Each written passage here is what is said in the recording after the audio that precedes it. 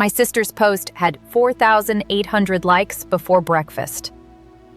I saw it while sitting in my car outside the pharmacy, holding Mom's prescription bag in my lap. The photo showed our family living room, with my empty chair circled in red. Under it, my sister Brooke had written, "Some people only show up when money is mentioned." Yesterday, my own sister refused to help our mother after everything Mom sacrificed for her. My name is Laura Bennett. I am 33, and in less than 10 minutes, my cousins, aunts, old classmates, and half of Maple Ridge, Ohio, had decided I was selfish.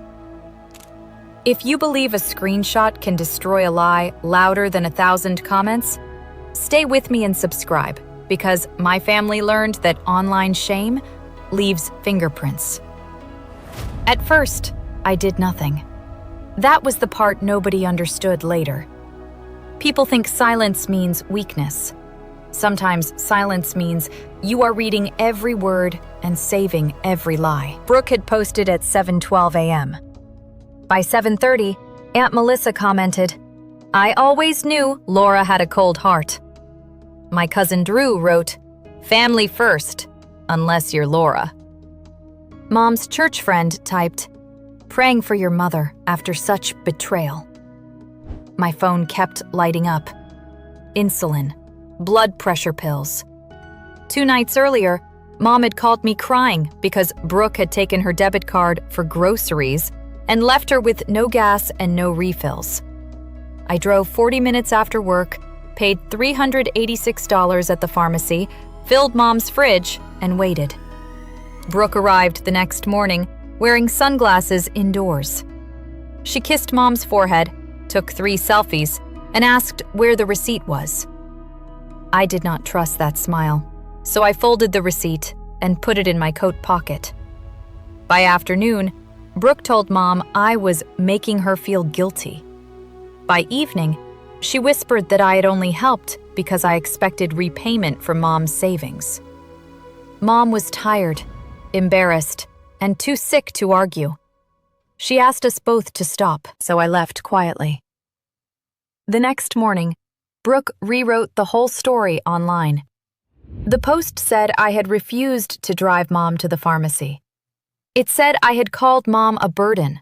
It said Brooke had stepped in alone while I stayed away. She even added a crying selfie beside Mom's recliner. What the post did not show was the group chat. 3 weeks earlier, Brooke had created a chat called Mom Care Schedule. Brooke wanted everyone to send money.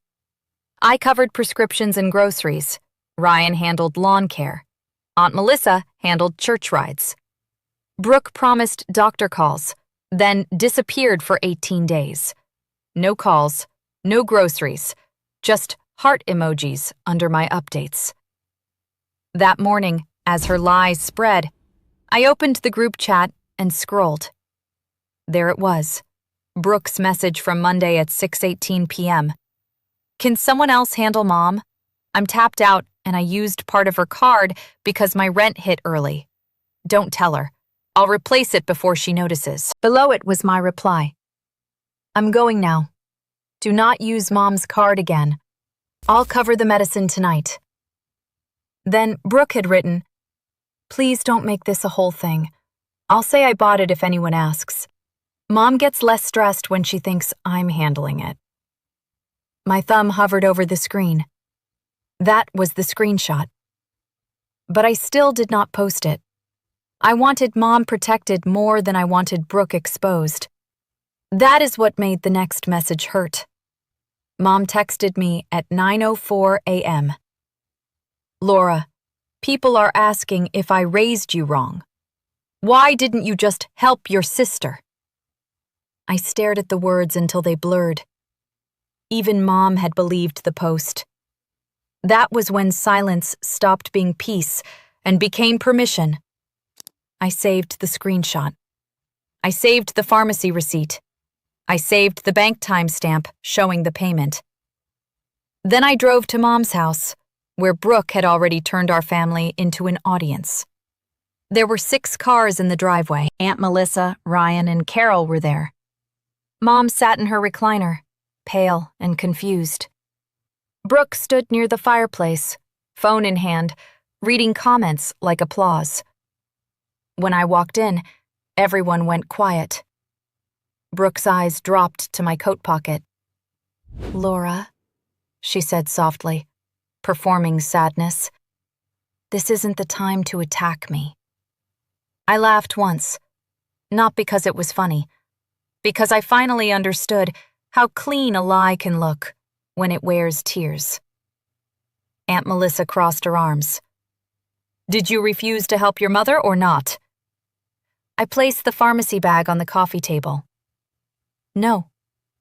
Brooke shook her head. "You can't just bring props." Ryan looked at the bag. "Those are Mom's refills." Mom leaned forward. "You bought them?" I took out the receipt and set it beside the medicine. Tuesday night, 8:43 p.m. Brooke said, "That doesn't prove why you did it." That sentence was a gift. She'd opened the door herself. So I unlocked my phone. Before the screenshot hits the room, subscribe for more family revenge stories where hidden proof, betrayal, and truth finally come out. I turned the screen toward Aunt Melissa first because she had been the loudest online. The screenshot showed Brooke admitting she used Mom's card for rent. It showed her asking us not to tell Mom. It showed her plan to take credit if anyone asked. Aunt Melissa's face changed slowly. Ryan took the phone next. His jaw tightened. Carol whispered, "Brooke." Mom reached for the phone last. She read the message twice. The room became so quiet, I could hear the old wall clock ticking above the fireplace. Brooke stepped forward. "That was private." I looked at her. "So was Mom's illness. You posted that." Her mouth opened, but nothing useful came out. Then Ryan pulled out his own phone. Brooke deleted the post. Aunt Melissa said, "Not before everyone saw it." "No," I said.